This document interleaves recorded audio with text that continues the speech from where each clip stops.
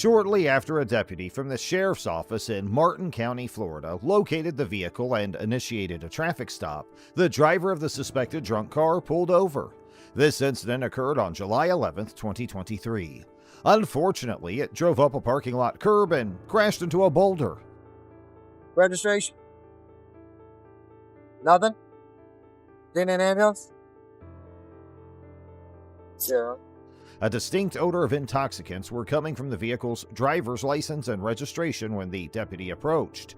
While attempting to communicate with her, you have no angelic registrations. Her behavior was out of the ordinary, and she seemed to be affected by something. Driver's license, registration? Do you have any form of identification? Nothing? You speak? Then go ahead and speak to me, okay? Do you have any type of identification on you? Do you have a purse? Do you have a registration? Anything over there that's yours? No? Nothing. All right. What is your first name? What's your first name? What? Dana. Is the car registered to you? Is this your car? Yes. What are you under the influence of? Alcohol or drugs? Something. You could have killed somebody a moment ago. Okay? It was horrible. You hadn't turned the car off for me. I kind of don't trust you at this point, okay? The driver was soon identified as a 41-year-old female named Dina. It was discovered that her driver's license was suspended on several occasions and the vehicle was not registered. The officer attempts to engage with her, but her response is absent. He queries whether alcohol or drugs are involved, yet her intense intoxication leaves her oblivious to the situation at hand. You're kind of not helping me out any, so I can't do much for you. How to turn it off? Man, where your keys at? Who knows? We're not even going that route. Can't even get a name. We pulled over Joan Jefferson, then she jumped the curb and drove up there. Well, I heard the sirens and I started trying to get out of there. Preventative, was that you up there? No, I was in town. Prevented it from crashing whoever's on top of the bridge. Trying's not gonna help. I still want to know who you are. Keep an eye on her. Throughout the journey to the jail, Dina's emotions surged uncontrollably. Her cries were marked by hysteria, punctuated by screams, and revealing a stark lack of self-control attributed to her profound intoxication. The pungent aroma of alcohol saturated the deputy's patrol car to an extent that compelled him to adjust the climate control to outside air, resorting to cracking a window in search of respite. Amidst the chaos, he sought cooperation for a broadcast request, urging her involvement. Amid her tumultuous state, she managed disjointed statements involving her son's military affiliation and disclaiming any harm caused. Upon arrival at the jail, she was ushered into the DUI room for processing. Dina's comments were filled with defiance despite the stressful nature of the encounter. You can head out. Okay. Greg's here. Huh? My savior's here. I just told her, I said, is that your landscaping outfit? She ruined it. She didn't hit this. She hasn't hit this yet. She hasn't hit this. The landscape right there? Oh, yeah, it's demolished. Well, Is that over top of it? yeah. But I told Chapman it's a new property, and the support, he said, more like it's a new property. Yeah. So, that's what she said. She's like, yeah, the landlord put all this in. She only hit one little bush, bro. Yeah, it's Never. What's that? I have literally never really never. been This drunk? off. Okay. Well, I'll make sure you don't kill anybody. That's why we're stopped here today, okay? Well, right. All right, cool. I have never fucking been. Arrested for DUI? No. Yes, you have. Is that what you're trying to Well, do? because I stopped her about there, and she went to pull over, and then she turned back in the Oh, traffic. is that what you got? Was that when the siren hit again? She turned Okay. back in the traffic, and she rode up over the curb and Oh, cut shit, somebody okay. off coming back in. Also, you about to tell? Yeah, before she goes on oncoming planes, you got to end them. Yeah, she didn't pull up on here. She was getting fitted. That's next level, buddy. That's crazy. Pedophile. You're a pedophile? Is that what you said? What? What? What? What? What? What? What? What? What? What? Y'all let pedophile. Dina, you stay in Martin County or PSL? Cool. Go here and make sure that you are not under the influence and that you're okay to drive. Okay? No. No. I get those 6 o'clock nights. You're under the influence. I am? Not today, but I'm a piece of shit. I didn't say that. Again, I'm just here to make sure you're not under the influence and you can drive. That's it. No. Alright? We're just making sure you're okay to drive. That's it. Look, I got somebody to check you out, okay? Hey, look. I'll be here in a second. Here, look. Let me tell the truth. Okay. Shit. Why? Shit. Why? I am. Nah. Don't worry about that. Why do you think that? I will never, ever let anybody, Okay, I get it. I get it. It's hot out here. Give me 1 second, hurt my okay? kids. I don't know what she's saying. Subsequently, the deputy requested for a DUI traffic unit to arrive and carry out an investigation. Sorry, man. They had us all on citrus. That's what we get for being 5 people short, man. Just go talk to her. You'll figure it out. What'd you stop her for? 9,000 things with PC. 9,000 things of PC? Okay, just all over the place? Go talk to her. Be evident. Trust me. Alcohol or drug? Can't even tell you. It's so hot out. I had to reach in the car, turn off the car. But I'm assuming alcohol if it's on.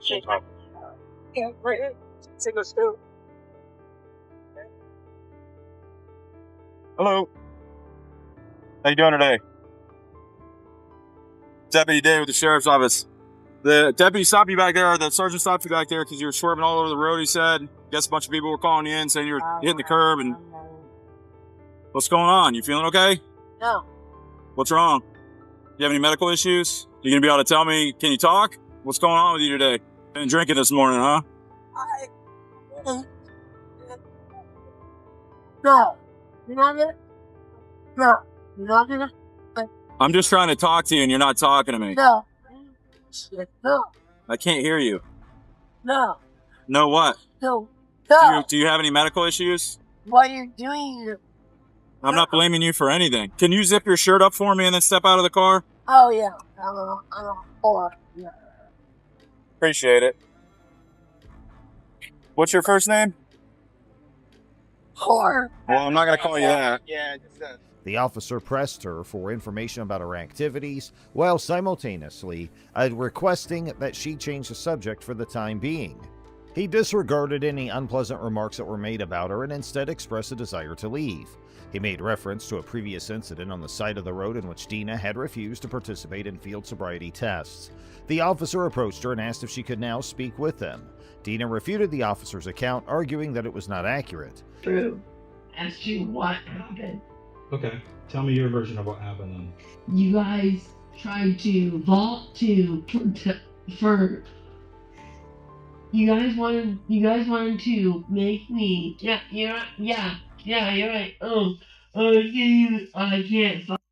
So when I came into contact with you, I was called there to do a DUI investigation because the person that pulled you over thought you might be intoxicated. No, Okay. that's not what happened at all, actually. So do you want to tell me what you think happened? No, you were contacted Uh-huh. to. Dean, are you willing? I'm asking you now. Are you willing to complete some field sobriety tasks? No. I got a camera here, so you're covered. You refused to. This has nothing to do with why I was pulled over. Why was I pulled over, sir? You were asking me why you were pulled over? Yeah, sir. Okay. The sergeant was behind your vehicle and you were swerving all over the place and you almost hit some officers that were on another crash scene. And then you pulled over and then swerved back into traffic. And then when you pulled over, you pulled up onto some rocks and hit a rock. So you have that documentation, yes? Yes. You have. That's documented, yes. You have that. And then the sergeant made contact with you at your driver's window, made observations, smelled alcohol and that kind of thing, Yeah. and then called me to come do an investigation. And when I got there, you didn't want to talk to me and you were cursing at me. And why did I not want to talk to you, sir? I don't know. What did you say to me? I asked you general questions. I asked you what your Why name did I was. not want to say to you, sir? So No, I'm asking you a question. what I'm going to ask now is I'm going to ask you if you would like to. I'm going to ask you. Yeah. Go ahead. Which is a question that I'm Sure. legally allowed to ask you. Okay. What did you ask me? When pressed further, she was asked to recount the events from her point of view. As the officer continued to try to talk her out of her rejection, the tension in the room increased. He made reference to the existence of a camera, which led one to believe that the examinations were being recorded. Dina deflected the attention and questioned the significance of the current predicament. The officer stated once again that the initial stop was made due to the suspect's erratic driving, which posed a threat to the officer's safety. So yes or no? Are you willing to perform standardized field sobriety tests? Yes or no? Is that a no? Okay, so I'll note that as a no. I'm now offering you an approved test of your breath for the purpose of determining the alcohol content. Are you willing to take the test? Okay, so Are you willing to take the breath test? are you willing to acknowledge the sobriety test from my...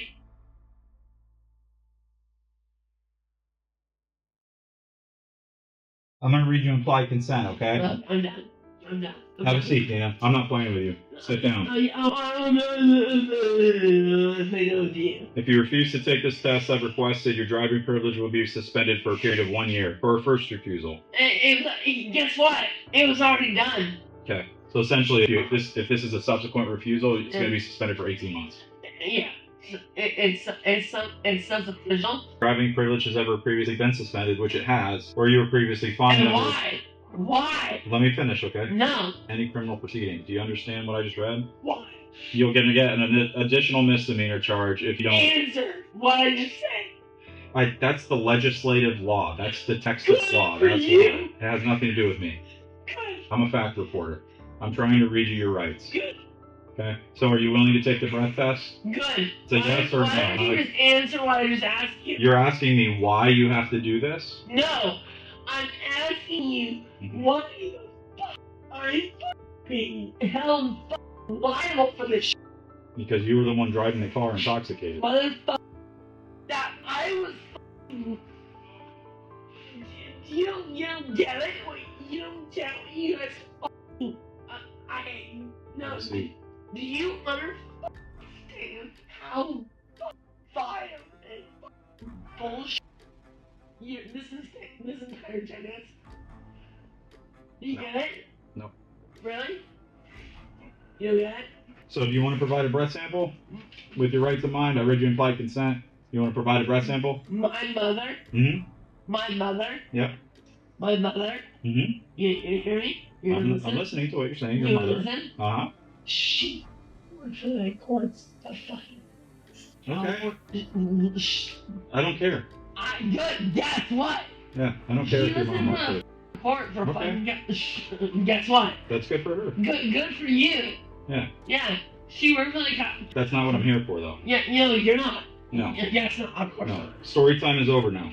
Yeah, story does. So what I need to know is if you're willing to take the breath test. He made a reference to the exchange between the sergeant and the officer who detected the odor of alcohol. Dina rebutted his statement by questioning her lack of communication and daring her to reuse curse words. The officer questioned his strategy and rehashed the request that Dina get out of the car. After he asked for clarity, she was forced to think back to the time it happened. As he repeated the inquiry concerning field sobriety testing, looking for a definitive yes or no response, his level of frustration increased. The officer's voice remained calm as he said, "Are you willing to provide a breath sample while keeping your rights in mind?" He brought her attention to the law about implied consent. Dina's comments continued to be jumbled, and she occasionally brought up her mother as if to object. The officer reassured her that he was listening despite the fact that she was in an emotional state. In spite of her protestations, he admitted that he could see things from her point of view. He concentrated on the issue at hand and solicited her participation in order to conduct a breath test. He made a veiled reference to her attempt to distract him by announcing that story time has ended. Dina's resistance remained, and a resounding no echoed her reluctance. The officer took note of the refusal and explained her stance on the concept of implied consent. He questioned her once more, this time inquiring as to whether or not she was continuing to refuse the test. He communicated the possibility of involving other people if that turned out to be required, and emphasized the potential unpleasantness that doing so may cause. Dina found herself facing a series of misdemeanor charges, each compounding her legal predicament. These charges encompassed driving under the influence for the second time, accompanied by the refusal to submit to testing, an act that further escalated her situation. The list of offenses extended to include her failure to register her motor vehicle and oversight that contributed to her legal troubles. A significant factor exacerbating her circumstances was the fact that she was driving with a suspended license, marking this as a second offense. However, the gravity of her situation was underscored by the additional layer of complexity. Dina was already under the weight of a $200,000 bond related to theft and fraud charges. This ongoing legal entanglement loomed large as she faced these new charges. As the legal proceedings unfolded, her financial obligations escalated, and the cash or surety bond for this incident being set at an imposing sum of $150,000. This confluence of charges and bonds painted a challenging road ahead for Dina as she navigated her legal battles. At the start of this clip, we see two cars pulling over on the side of the freeway, one belonging to the cameraman and the other to his friend, who was pulled over by state troopers for speeding. When the officer notices that the cameraman is with the guy who was pulled over, he asks him to pull over in front of him as well, but since the cameraman realized this was just retaliation, he decided to just pull over behind the cop car at that moment. Let's see what happens next. Okay. So, Driver's license and registration, please. you're lying. But you're pulling him over, right? You and him both. You just told me you were pulling him over, so. Yeah, well, he was going 87, you were going 85. No, Since you I don't got my wanna do what cruise I on. tell you to. I got my cruise Give on. me your driver's license and your registration and insurance. The cop asked the car driver to provide his driver's license and registration papers, to which the driver replied that the cop must be fooling around as the cop pulled over the driver's friend's car. The officer replied that he has pulled over both cars. The cop decides to cite both drivers for speeding, even though the cameraman claims to have his cruise control on. Well, you got to give me a minute for the registration, but here's my license. And you realize that how can you see my speed when he's right in front of me? You're following him. So here's what I did. I hit my front radar on him. He was going 87. As soon as he passed, it went to 85 on you. I never stopped the radar. That's the way it is. Do you have a printout of that? The man hands over his license to the officer, unaware that the officer can see his speed. The officer then explains, he's right in front of me and you're following him, so here's what I did. I hit my radar on him and he was going 87, but as soon as he passed, it went to 85 on you. Now, when I make a traffic stop, if you don't do as I say by pointing to the front of him, as you by say, being behind is that me, lawful? I'm trying to make Is that sure a lawful order? Yeah, it is, because it's officer safety. You're obstructing my traffic stop. Officer safety is not a law. So, I want you to pull the front of him so that you're not behind me. Quote me the code for that. So that I can make sure that Can you quote me the law for that? The officer then declares that we'll conduct a traffic stop. If you don't do as I say and I pull in front of him, I'm doing everything I can to ensure officer safety. You're in my way, so I'd like you to pull the problem behind me just to be sure. The code? I'm not going to pull you the law for that. Then there is no law for that. It is a lawful order. There's got to be a code for it. Stop. There has to be a code for it. For officer safety, there is no code. I don't care. Just like there's no code for public safety. Why is it What's that the you won't problem? do what I tell you to? I'm with him, okay? It's not safe for me to just pull up ahead. The man knows that the cop is lying and building up the laws that are not real, so he asks the cop to quote the law for whatever he says. I don't exactly go to the front of people's vehicles because if you had a gun or something like that, you could always... What are you so scared of? What do you mean, what am I scared of? That's the way we maintain our officer You think everybody's safety. out to get you? That is the way we maintain Why our do you guys always safety. think... I don't know who you are. I don't know where you're coming from. Your officer safety issue is ridiculous. You realize that? The cops then explain why he is terrified. He responds, you could always have a gun or something like that. I'm afraid that's the way we make do you think. Everyone's trying to get you. That's how we made it. What do you think? Here the man responds, I don't know who you are and the safety issue is ridiculous. You realize you have one of the least dangerous professions in the world and I don't have to cooperate since you didn't pull me over. You pulled him over. There's the insurance. Stand by.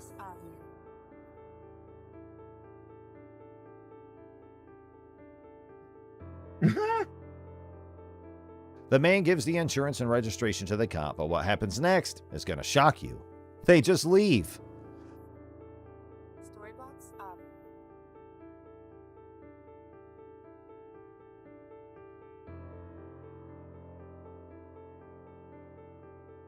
The man then decides to follow them. The cop appears to refuse to disclose his service ID or information about a supervisor, instead merely handing the driver a ticket and telling him everything's on there. We have a suspicion the cop wants to get rid of this individual as soon as possible. I give that all to you on a card. No, you can verbalize it. I'm gonna give it to you. It's the law. You're supposed to verbalize it. I'm gonna give it. Can I'm you gonna give verbally you all I have to identify do is yourself? provide it to you. That's Verbally. all I have to do. Verbally. I'm gonna explain your citation Someone to that you. has vision This problems is your violation. is You the have reason vision why. problems? When the man asks for the police badge number, the officer refuses and says, "I'll give it to you."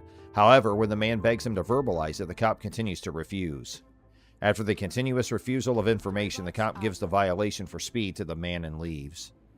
Your violation is for speed. Oh, You're going what? 85 and a 70. Huh. I'm gonna give you a violation citation for Okay, what's your 80 name? and a 70. What's your name and badge You're number? right down here. What's your name and badge number? badge number, Are you right gonna down fail to here. identify? And now our next interaction between the cops and a citizen. The video begins with a man standing on the road leading to Iowa State Prison. Despite the fact that the road is publicly accessible, the cops say that it is private property. And your instructions on how to pay out a contest, whichever you choose. My Who- information who's is your down here. supervising officer? Huh? Who's your My supervisor? information is down here. I'm providing that information to you. Who's your There's supervisor? information. Have a safe day. The cop approaches the man and tells him, "We're not going to be concerned about you standing out here filming if you go back and approach that prison. If we get a call about that, we'll come up here and arrest you. That leads to you being warned by an employee to keep off the prison location." So we rode our bikes back this way because there's no signs right here saying that it's, private property or not publicly accessible. So Skywalker. And so we rode back over in here, and Dum Dum decides to tell me that we're on private property.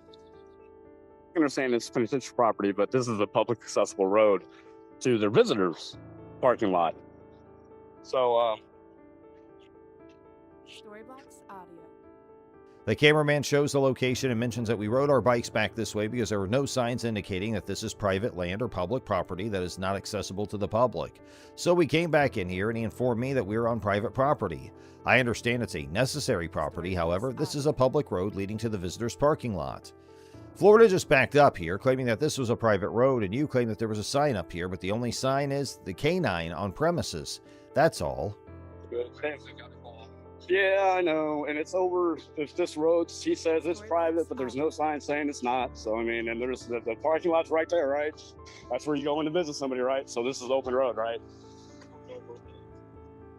Right, and then he's trying to tell me it's private, but I know it's not. You know it's not, because the public. How do I go and visit somebody if I want to visit somebody, right? Well, the parking lot. Right, so that's where I would go to the door though to find out, on information on how to visit somebody, right? Yeah, right. See, and I say it on. You're good as long as you're on the road. Right.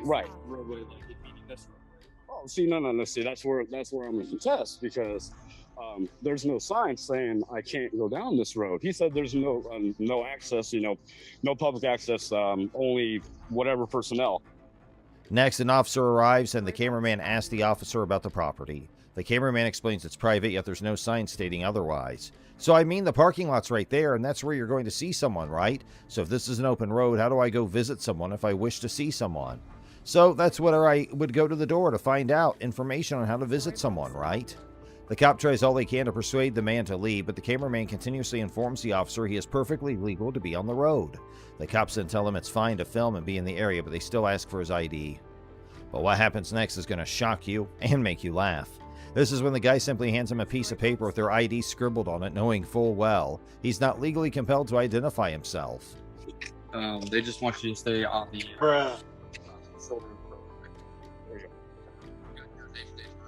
Yeah, I got my name. Hold on.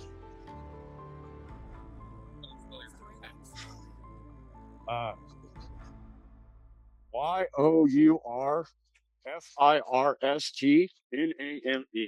Your first name. Next, the man gives the same type of paper written on it with the name. This is surely a lesson for the cops using the law inefficiently. The man's now done with his tricks and asks the cops if anyone's informed about you guys coming over here because this is definitely public property and there's no sign over here. Here, something strange happens when the cops go from ordering to requesting. So what happened just now, and what did the man show them? Just take a look. The man then leaves after displaying his weapon, which is the law document outlining what rights the police would be violating if the man was not allowed to remain there.